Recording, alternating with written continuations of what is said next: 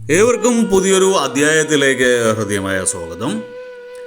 ഈ അധ്യായത്തിൽ നമ്മൾ വിശകലനം ചെയ്യുന്നത് ഉത്രം നക്ഷത്രത്തിൻ്റെ 2025 ആണ്ട് ജനുവരി ഫെബ്രുവരി മാസങ്ങളിലെ ഗുണദോഷ ഫലങ്ങളാണ്. ഞാൻ ആദ്യമായി ഒന്ന് പറഞ്ഞോട്ടെ, ഇത് ഉത്രം നക്ഷത്രത്തിൽ പിറന്നവരുടെ പൊതുവായ ഫലമാണ് നമ്മളിവിടെ വിശകലനം ചെയ്യുന്നത്. നിങ്ങൾക്ക് ഓരോരുത്തർക്കും വ്യക്തിഗത ഫലം ലഭിക്കുന്നതിനായിട്ട് നിങ്ങളുടെ ജാതകം ഒരു ഉത്തമനായ ജ്യോതിഷിയെ കാണിച്ച് രാശി ചിന്തനം നടത്തി മുന്നോട്ട് പോകുന്നതാണ് എന്തുകൊണ്ടും നല്ലത്. ഇനി പൊതുവായ ഫലത്തിലേക്ക് വരാം. ഈ ഉത്രം നക്ഷത്രത്തിന് 2025 ആണ്ട് സമ്മിശ്രമായിട്ടാണ് കാണുന്നത്, ഗുണദോഷ സമ്മിശ്രമായിട്ടാണ് കാണുന്നത്. ഇതിലെടുത്തു പറയേണ്ടത് ജനുവരി ഫെബ്രുവരി മാസങ്ങളിലും കാലം സമ്മിശ്രം തന്നെയാണ്. നിങ്ങൾക്ക് കലാകാര്യങ്ങളിലൊക്കെ താല്പര്യം കൂടി വരുന്ന ഒരു അവസ്ഥ ഉണ്ടായി വരുന്ന, കലാപരമായിട്ടുള്ള കാര്യങ്ങളിലൊക്കെ താല്പര്യം കൂടി വരുന്നതാണ്. ചിലതൊക്കെ പഠിക്കാൻ ചേരണമെന്ന്, ചില കായിക അല്ലെങ്കിൽ കലാപരമായിട്ടുള്ള കാര്യങ്ങളിലൊക്കെ പഠിക്കണം എന്നൊക്കെ ആഗ്രഹം ഉണ്ടാവുന്നതാണ്. ചിലരതിന് മുതിരുന്നതാണ്. ബുധ ശുക്ര യോഗങ്ങളിലായി, ബുധഗ്രഹത്തിൻ്റെയും ശുക്രഗ്രഹത്തിൻ്റെയും യോഗത്തിലാൽ ശത്രുശൈലിയൊക്കെ ഒരുവിധം കുറയുന്നതാണ്. ദീർഘനാളായിട്ട് ശത്രുക്കൾ ഉണ്ടായിരുന്നവരൊക്കെ അതിൽ നിന്നൊക്കെ ഒന്ന് വിഭിന്നമായിട്ട് വഴിമാറി ചിന്തിക്കുന്നൊരു സമയമാണ്. കൃഷിഭൂമി അനുഭവയോഗ്യമാകുന്ന ഒരു സമയമാണ്. നിങ്ങൾക്ക് കൃഷിയിൽ നിന്നും ആദായം ലഭിക്കുന്നൊരു സമയമാണ്. സാമ്പത്തിക ഇടപാടുകളിലൊക്കെ പിഴവ് വരാതെ നോക്കേണ്ട ഒരു അവസ്ഥയുണ്ട് നിങ്ങൾക്ക്. അതായത് ആർക്കെങ്കിലും സാമ്പത്തികം കൊടുക്കുകയൊക്കെ ചെയ്യുമ്പോൾ പകരം പറയുന്ന ചെക്കുകളോ മറ്റു മൂല്യമുള്ള വസ്തുക്കളോ വാങ്ങി വെക്കുക, പണയത്തിന്മേൽ പണം കൊടുക്കുക. അതല്ലാതെയുള്ളതാണെങ്കിൽ ബോണ്ട് എഴുതിയിട്ട് കൊടുക്കുന്നതാണ് നല്ലത്. അല്ലാതെ വ്യക്തിബന്ധങ്ങൾ മുഖാന്തരമൊക്കെ കൊടുക്കുന്നതൊക്കെ പ്രശ്നമായി തീരും. പിന്നെ ചില ബാങ്ക് ഇടപാടുകളിലൊക്കെ ശ്രദ്ധിച്ച് കാര്യങ്ങൾ നീക്കുക. എവിടുന്നെങ്കിലുമൊക്കെ ഒരു പണമായിട്ട് ധനപരമായിട്ട് ബന്ധപ്പെട്ട ചെറിയൊരു ചതി എന്ന് പറയണ്ട, നിങ്ങളുടെ ഒരു മിസ്റ്റേക്ക് കൊണ്ട് പണം തിരികെ കിട്ടാത്ത ലെവലിലേക്ക് കാര്യങ്ങൾ പോകും. അപ്പോൾ പണവുമായിട്ട് ബന്ധപ്പെട്ട കാര്യങ്ങളെല്ലാം സസൂക്ഷ്മം നിരീക്ഷിച്ചിട്ട് മാത്രം ചെയ്യുക.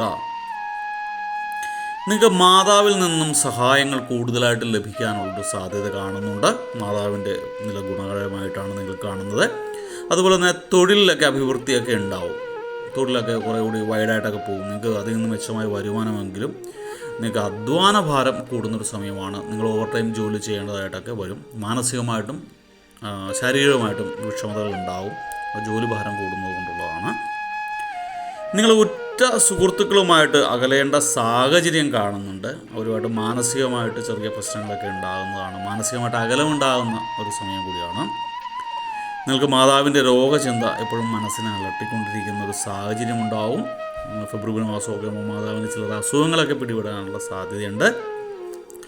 നിങ്ങൾക്ക് കുടുംബകാര്യങ്ങളിലൊക്കെ കൂടുതൽ ശ്രദ്ധിക്കേണ്ടതായിട്ടൊക്കെ വരും. കൂടുതൽ സമയം കുടുംബത്തിന് മേലിൽ ഒരു കണ്ണ് കൊടുക്കേണ്ടതായ ഒരു സാഹചര്യം വരുന്നതാണ്. നിങ്ങൾക്ക് അനാവശ്യ കലഹങ്ങളിലൊക്കെ ചെന്ന് പെടാതിരിക്കാനായിട്ട് ശ്രദ്ധിക്കേണ്ടതാണ്.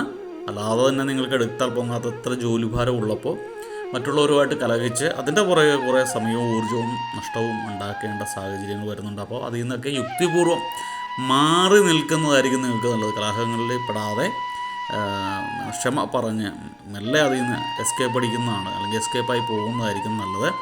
അതല്ല എങ്കിൽ നിങ്ങളുടെ ഊർജ്ജവും സമയവും അതിനുവേണ്ടി മാനസിക നിലയും താറുമാറാവും. നമ്മുടെ ജോലിയിൽ നിന്നൊക്കെ ചിന്തിക്കേണ്ട സമയവും ഊർജ്ജവും നമ്മൾ അതിനുവേണ്ടി ചിന്തിച്ച് അതിൻ്റെ പുറകെ ആകുമ്പോൾ നമുക്ക് ബിസിനസ്സിലൊക്കെ ശ്രദ്ധിക്കാൻ പറ്റാതെയും ബിസിനസ് നഷ്ടത്തിലാവുകയും ചെയ്യും. നിങ്ങൾക്ക് വാഹന യോഗമൊക്കെ കാണുന്നൊരു സമയമാണ്. ചിലരൊക്കെ വാഹനങ്ങൾ മാറ്റി പുതിയ വാഹനങ്ങൾ വാങ്ങാനുള്ള സാധ്യതയുമുണ്ട്. കർഷകർക്ക് വളരെ ഗുണകരമായ സമയം ഫെബ്രുവരിയൊക്കെ ആകുമ്പോൾ കൃഷിയിൽ നിന്നും മികച്ച വരുമാനം ഉണ്ടാകാനുള്ള സാധ്യത കാണുന്നുണ്ട്. നിങ്ങളുടെ പ്രവർത്തന മേഖല ഏത് തന്നെയായാലും അതിൽ കാലോചിതമായിട്ടുള്ള മാറ്റങ്ങൾ വരുന്നൊരു സമയമാണ്. നിങ്ങൾ ദൂരയാത്രകൾ ചെയ്യേണ്ടതായിട്ടൊക്കെ വരുന്നുണ്ട്. ധാരാളം ദൂരയാത്രകൾ തൊഴിലുമായിട്ട് ബന്ധപ്പെട്ടോ മറ്റേതെങ്കിലും രീതിയിലോ ചെയ്യേണ്ടതായിട്ട് വരും. ഏറ്റെടുക്കുന്ന ദൗത്യങ്ങളൊക്കെ പൂർണ്ണതയിലെത്തിക്കാൻ വേണ്ടി നിങ്ങൾ നന്നായിട്ട് പ്രയത്നിക്കേണ്ടി വരും, പ്രയാസപ്പെടേണ്ടി വരും. പക്ഷേ അത് സക്സസ്സിലെത്തിക്കും. നിങ്ങളുടെ സന്താനങ്ങൾക്ക് ഗുണഭാവമാണ്. സന്താനങ്ങൾക്ക് അന്യദേശത്ത് തൊഴിൽ ഭാഗ്യം കാണുന്നുണ്ട്. അതുപോലെ തന്നെ വിദ്യാർത്ഥികൾക്ക് ഇഷ്ടപ്പെട്ട ഇൻസ്റ്റിറ്റ്യൂട്ടിലൊക്കെ സീറ്റ് ലഭിക്കുക, ഉയർന്ന മാർഗോടുകൂടി മത്സര പരീക്ഷകളിൽ വിജയം പ്രാപിക്കുക പ്രാപ്തമാക്കാൻ സാധിക്കുകയൊക്കെ ചെയ്യുന്നുണ്ട്. വിവാഹ ചിന്തനം ചെയ്യുന്നവർക്കും ഗുണകരമായ സമയമാണ്.